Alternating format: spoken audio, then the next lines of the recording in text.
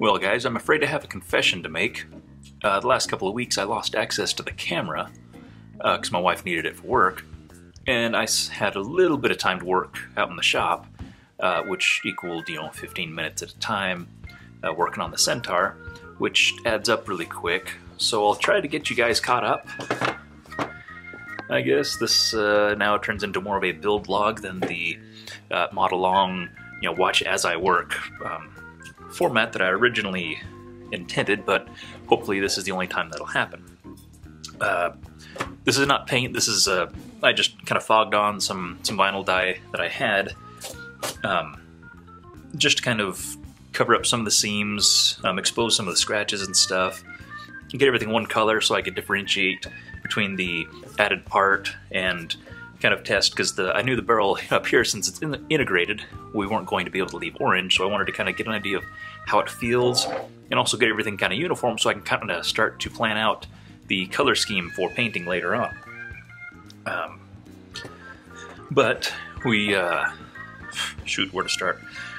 I believe the documented stuff ends with the more or less completion of the bodywork. There's some fine-tuning and a little bit of stuff here and there. I added the iron sight piece from a Rapid Strike, because I didn't like the way the barrel, well, I think I mentioned, or I think I covered the final fitting of the barrel and the securing of it, but it just kind of came and just tapered down, and it looked kind of goofy. It looked alright, but thinking that the iron sights will be mounted up here and then there's no reference on the end of the barrel was kind of a kind of bothersome. It just kind of bothered me more than I liked it to, and so I just took the very end piece of the Rapid Strike where the iron sight is, and it maintains its kind of flippy downness, and just fitted it in there. There's a little bit of imperfections in there, just a little bit of smoothing I need to do before the final paint and stuff. Everything else is looking alright. Still a little bit of filling to do in here. It really showed off, putting the little bit of color on here really showed off the amount of scratches and just the, I guess, surface damage caused by all the filing and shaping and everything that's gone on up here. So there's going to be quite a bit of really fine-tuning sanding work, and I'll see if I can, I don't know if that'll even show up in the light. Hope so, maybe not. These little spots along these seams are just air little bubbles that when I sanded down, there was kind of like a light film over a bubble, and so I just took the pointed file and just kind of made little divots there. That way when we come through with the final glaze putty and some finish like that, I can fill that all the way to make sure there's not going to be any imperfections or anything in the final body. Gosh, I sure hope I covered the ammo counter, but that boy, I sure hope I covered that. Anyway, the counter housing is integrated in solid. I filled in the priming slot, or I guess the priming slide slot, which I just did, but just kind of originally, like ideally if it was an open shell, and if I'd already known that I was going to be filling this, I would have done it before moving the strife in, but I would have put tape across to the back and then kind of filled the trough with DevCon, but where I didn't have access to the back, especially up at the front, I just had to kind of dab on some DevCon around the outside of the hole, wait for that to cure, and then dab on a little bit more until I kind of closed the gap. And then you can see there's still imperfections here, which I knew were going to be there, obviously, because they're pretty deep still. But those can be handled with some glaze putty or something. That was just kind of a minor imperfection to bother trying to put DevCon in there, because I didn't want to risk having surfaces or bubbles close to the surface like I did everywhere else. The shield logo, I guess, it's like the Nerf Elite whatnot. I was kind of distracted or kind of disturbed or bothered by that, since all the rest of the labels are going away. I had sanded that down, but I left the shield shape with the bar across, and that was kind of weird because it was very obvious that there was supposed to be something there. So with a bit of delicate file work, I shaved off the sides where the kind of bar, where the, was it Elite? Yeah, where it says Elite. Across there, just kind of shaved that off so we just have a solid shield shape. And so I decided to go with that for a while. I'd considered shaving it all the way off, but that would leave a gap, because just the way the shell is molded, it would have left a hole on the top and bottom part, and that would have been kind of a bear to fill. And we may be revisiting this later. I am still considering a few options with taking advantage of this kind of logo thing. The rail and these fill-in pieces have been added. I've added holes for motors. By the time I got around to actually fitting the cage and the motors in there, with the addition of the Centurion shell, it was just, the motors barely fit. The actual motor case and even the end bell bearing housing and stuff fit, but it was just the very terminals that stuck up. And apparently if I'd used 180s, the terminals are on the sides, and it would have fit, we would have been able to keep it under the shell, which would have been super, super cool, but we don't always get what we want. Or at least that's what the song says. So I did have to cut that out, and I'm going to go with kind of a minimalist cover, which I am working on. A nerfing celebrity hopefully is going to be helping me with that. If that doesn't go through, then I will fabricate something out of some sheet styrene or something like that. But I want to go with something rather subtle, since the body is so smooth and slab-sided, especially through here. I don't want to have some really big, kind of audacious cover up there. I want to have something that kind of blends in a little bit. Let's see what else we have. I started to experiment with a mag release, which is a dual mag release, since the magazine has moved forward farther from the grip than the normal layout. I figured if I built something that was just the regular push button like the stock Stripe has, it'd be kind of a long reach for the rev trigger finger to go forward, and I didn't want to have really reaching to push the button. And if I had one back here that kind of works the way the extended mag releases work, where you can just kind of bump a lever, then that would have been kind of an awkward reach if you just grabbed the mag. So what I ended up doing was, this is a mock-up right now, but I'll kind of show you how it works real quick. But you can just bump that forward and it comes out, or you can just grab and pulls out. And it is designed to work with 18 mags and the banana 10s and the ones that have the little bump on the back. I left enough clearance there to where, and it's actually kind of molded around to where that'll still work with that. What I did with that was, wiggle this guy apart, come on now.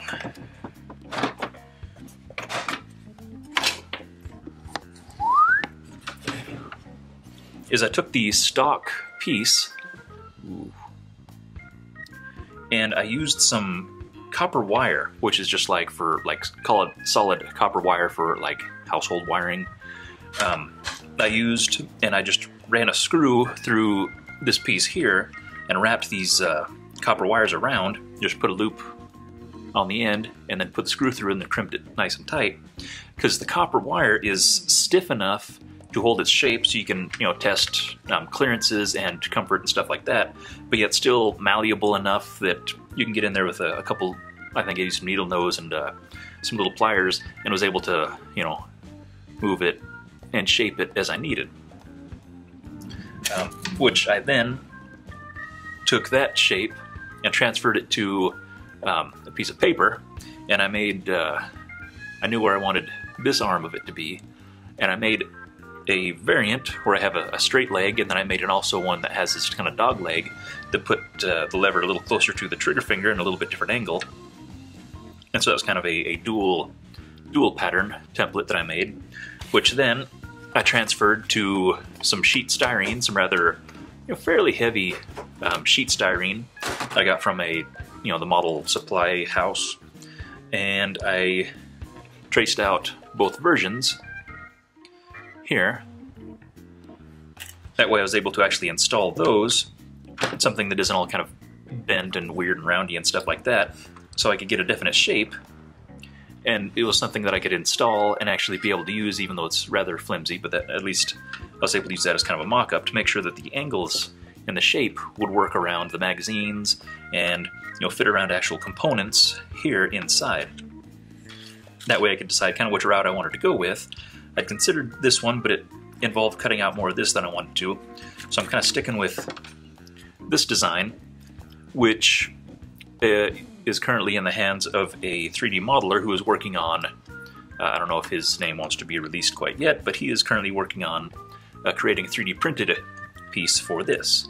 Also, 3D printing a replacement for the trigger that's going to be slightly customized and a little cleaner looking. I mean, this worked, and this would have worked, but I just wanted something just a little better for, I mean, like if this was like my build, I probably would have just kept with this, but since this is for a customer and I want them to be completely happy with the product, I decided to go the extra mile and have somebody model up this trigger piece. There's a lot less strife here than there used to be. Now I went through, just now that I have everything secured, I basically went through, because I needed to have room for the wiring looms and some more other electrical things that'll be happening. So I went through and just basically removed as much, just got in there with a Dremel and a aggressive barrel burr bit, and basically just started chewing out anything that wasn't really necessary, and then I'll come back later and it's fairly solid. There's a few things I need to reinforce a little bit. That just gave me more room to route my wires everywhere, because, oh, and I also opened up this whole area. Once everything was secured and all the pieces were in place, I was able to come back through again with the Dremel and just open up this whole area, because I needed room to store the components for the ammo counter. So I basically just brought everything back to the integration line and back to the seams everywhere. So essentially it was a single shell, that way you don't have so much overlap, and it's a lot cleaner looking, easier to, well, it's lighter, it's cleaner looking, it's easier to route wiring, because there is a rather large amount of technology that's going to have to fit in that area with the counter. This is the ammo counter V2, I believe, but it's just a unit here. This guy, which plugs in to the IR beam. This ribbon here will go up to through the shell into the other half, into the integrated housing, which has been all blended in and smoothed, and there'll be a little more, there's some more body work to do around the outside, but that's mounted in just like that. Let's see. I also, because we moved components or moved pieces around around the jam door, then when you pull the jam door back, it would fall off the track and drop down and get lost. And so I rebuilt both sides of the track, again using this sheet styrene, and I've been just cutting chunks off of it, and I can't remember what the dimension is. If I can find the packaging, I'll try to put that in the description or something like that. But it's I don't know, as far as sheet styrene goes, it's thick-ish, but it's still manageable, and it's basically kind of the same thickness as these other ribs and stuff in the shell, so it kind of blends in nice. We basically replaced or added to the track, so it comes through and it's nice and solid all the way through, and it feels a lot better, feels a lot more factory fit and finish when the blaster's together, and that's really nice, because I didn't want it to be kind of rattly or loose or sloppy. A decision that was made, just discussing it with the owner, just for kind of a fun gimmick, because when I originally cut the shell up, I wanted to keep the Centurion's priming indicators, because it was kind of a cool looking addition, but I wanted it to be functional. So what we're going to do is I did some looking online, and I was able to find some bicolor LEDs, and they're these little rectangular guys, and these are two of them glued together, but it's, I'm going to get my terminology wrong, but basically common cathode, anode, cathode, can't remember. Common ground anyway. There's 3 terminals on each LED. There's a ground, and then there's a red, and there's a green. And that's going to be hooked up to the original mag lock switch that, you know, the one where if the mag's out, it won't run. I'm going to tap into that switch, and it's going to be a mag sensor, mag indicator, to where when the mag is out and the switch is in the, you know, normally closed setting, then the LEDs in the priming indicators will glow red to indicate the mag is out. When you put the magazine in, it'll move over into the normally open half of things, and will glow green. So it'll be kind of a affirmative. You know, you put the magazine in, your light will turn green and say, hey, you're good to go. The green will match the green display on the ammo counter, which will be nice, and will also match the green display on the voltmeter that I'm still waiting on in the mail. But it will be mounted, hopefully, in here somewhere. That way, when you're sighting down the side of the blaster, you will have essentially a heads-up display that you'll be able to see your shots, you know, your number of darts left, your voltage, and, you know, your not really necessary but kind of fun mag indicator. So that's kind of where we're at with that. This is the loom for the Hellcats, which will be connected to a hand-built MOSFET loom built by Tom of Home Data Services. This beautiful loom here that I still have yet to fit. I actually just the other day finally got it kind of set in the shell. I'm going to have to move a few things around, I think, just to work around components. And it's got a Cherry DC2 switch for the voltmeter, which I'm going to change out for another one, which will be described later once we get closer to that.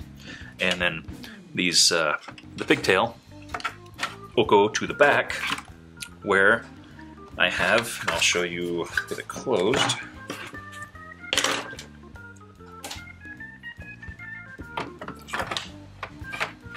I had talked about doing it, and didn't really have a plan, and so I just kind of started experimenting with it, and then got kind of further ahead of things than I needed to.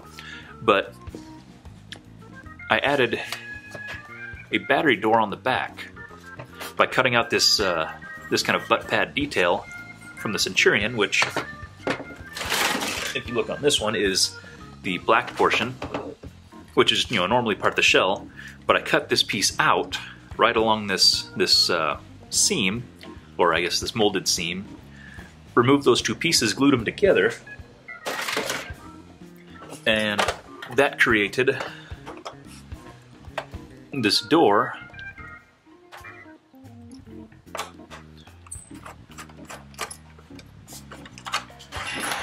which I added the screw from a strife door that I cut off.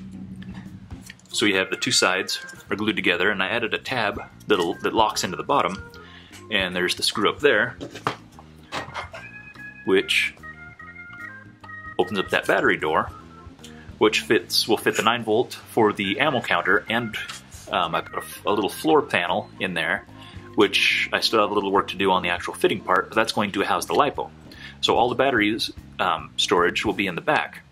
So you'll be able to put the batteries in there, hook everything up, stick that on there, and run the screw in so it looks like a factory deal. I'd consider doing something with magnets or something like that, but this is a lot more positive, and it gives it a very factory finish, and I kind of like that aspect of things, just to play off the original aesthetic, so it looks like a Hasbro job, only good. Nothing else really going on in the back.